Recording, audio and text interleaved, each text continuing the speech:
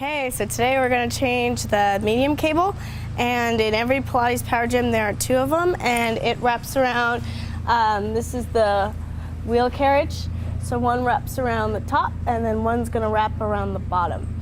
So the very first thing you're going to do is remove the old ones. It's best if you remove them one at a time, that way your machine's still going to be stable. So the first thing you're going to do is you're going to pull your top one out of the bracket. Now that you have your smaller cable out of these two brackets, you're going to loosen this screw right here. You're going to pull that out, and then you're going to pull the two pulleys out. So they just kind of slide. Top one, and then there's the bottom one.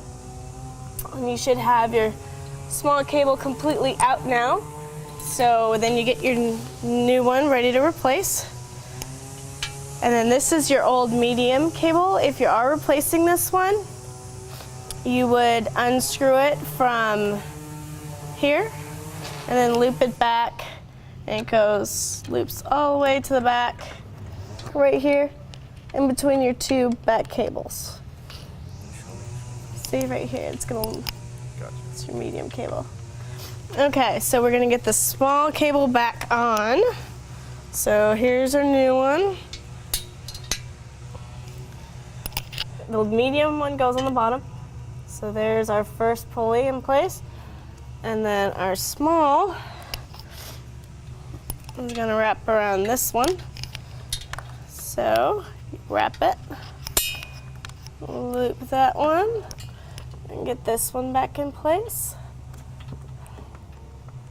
Gonna hold everything in. Now you're ready to get your bolt back.